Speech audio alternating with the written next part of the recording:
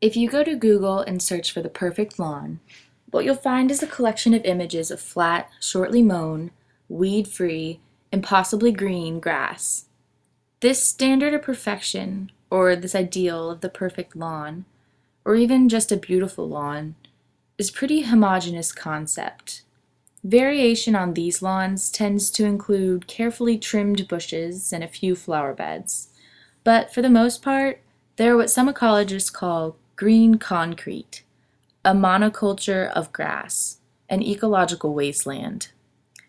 In my Google search, I stumbled upon a graphic, or an advertisement rather, that reads, "A beautiful lawn doesn't happen by itself." And that's true.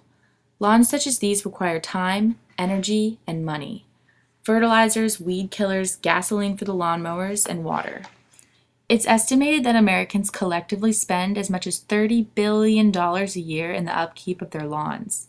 Around 30% of the nation's water supply is used to water the American lawn, and lawn clippings comprise between 20 to 50% of our nation's landfills. But our nation hasn't always been so wasteful. Subsistence farming is very much an integral part of American history. It's estimated that in the post-World War II era of victory gardens, around 40% of the nation's produce was grown in homeowners' yards and community gardens.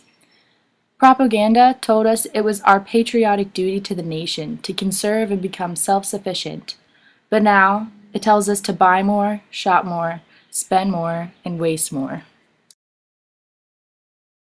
How do we change what has come to be seen as the standard American lawn into something more like this?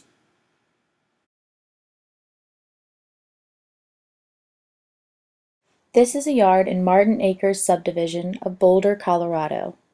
It is part of a microfarm network of homeowners who have donated their yards, small plots ranging from 600 to 3,500 square feet, to a CSA program called Community Roots.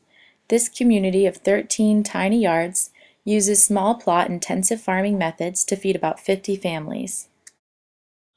So why don't more people here in Charlottesville eat their yards?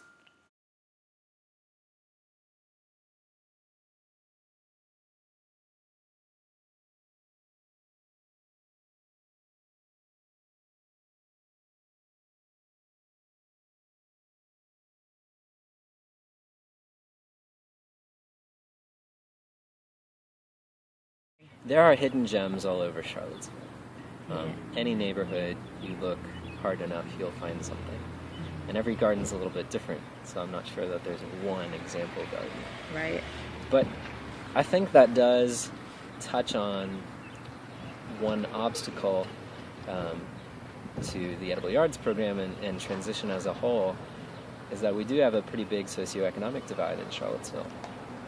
And to some extent, being concerned about the future of the environment or the economy is a bit of a luxury. Not everybody can afford to think about that. Some people have more pressing concerns. Some people have to worry about how they're going to get food on the table. So last fall was our first season, and we started by going to people's yards, people who were interested in gardening but didn't know how or maybe weren't physically able. And we provided free volunteer labor to get them started. We turned over garden beds, and we offered whatever expertise we had and set them on their way.